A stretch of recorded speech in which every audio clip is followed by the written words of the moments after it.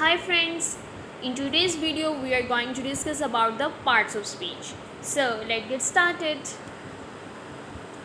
Words are divided into different kinds or classes called parts of speech according to their use, that is, according to work they do in a sentence. So they are called parts of speech. Parts of speech are 8 in number: noun, pronoun, adverb, adjective, conjunction, article, preposition, verb and interjunction. So in today's video we are going to discuss about noun. Noun. What is noun? Firstly we discuss about it. A noun is a word used as a name of a person, place or thing. For example, Akbar was a great king. Here Akbar is a name of a person, so it is a noun. This is a simple example. Okay. The word thing includes, here the word thing which is include means all objects that we can see, hear, taste, touch or smell. And secondly, something we can think of but cannot perceive by senses. So, after the discussion of the types of noun, all of you will be able to understand further in which categories word thing includes. Okay? So, let's move towards the types of noun. There are different types of noun: proper noun, common noun, collective noun, abstract noun, material noun, countable noun or uncountable noun. So, we discuss about the types of noun very briefly. Firstly, we discuss about the common noun, used to name general groups, people, places, things and ideas.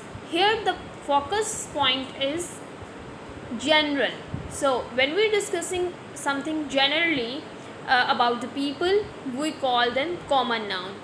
Proper noun used to name specific people, place, things. They must be begin with capital letter. Okay.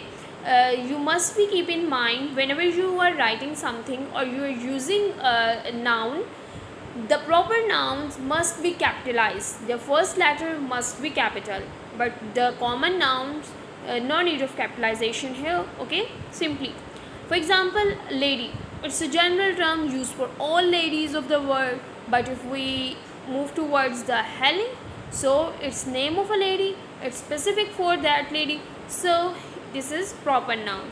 If we talk about the month, there are 12 months in a year, so it's a general term. But if talk about some specific, for some specific month like January, February, any month, March, April, so this is a proper noun if we specific that month.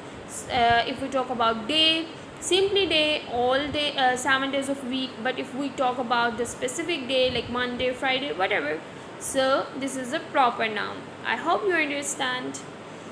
Moving towards the collective noun. A collective noun is the type of noun that expresses a name for a collection of bunch of small objects, things or animals. Okay.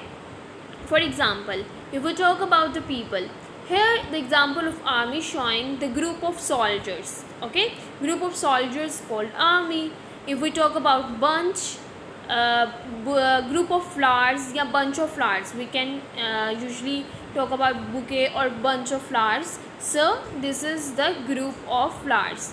If we talk about the class, it's a group of students. So these examples will help you to understand about the collective noun. I hope you understand.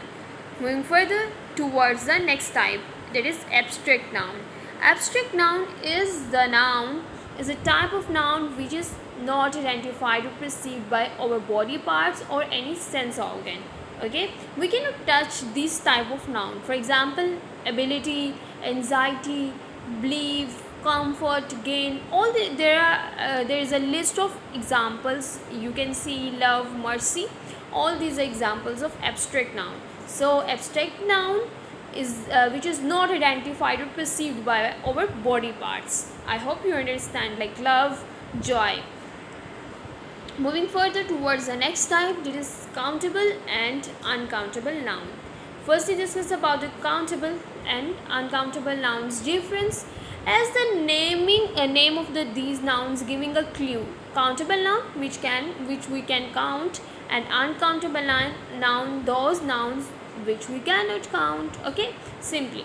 So here are some differences between the countable and uncountable noun you must keep in mind. The first one is countable noun can be singular or plural form. Can be in plural form or singular. For example, if it is one thing, we call it singular. But if more than one things after counting, we use plural form, or we use singular or plural verb with plural or singular nouns. For example, if there is a single book, you use is, and if there are more than one books, you can use plural verb. Okay. In uncountable noun, you just use one form, no plural in case of uncountable noun. For example, sugar. Sugar, whatever the amount of a sugar, you use singular verb with the sugar. For example, sugar is sweet. This is correct sentence. But if we use sugar are sweet, this is wrong sentence. This is absolutely wrong sentence. So, cannot use plural noun. We cannot use plural noun with uncountable nouns. Okay. And second very important thing is that cannot use an or a number before them. Okay. We cannot use these articles before the uncountable noun. For example, rice is uncountable noun, so we cannot use our rice. This is wrong. Okay. I hope you understand today's lecture. Thank you so much. If you like this video, please like, subscribe and share.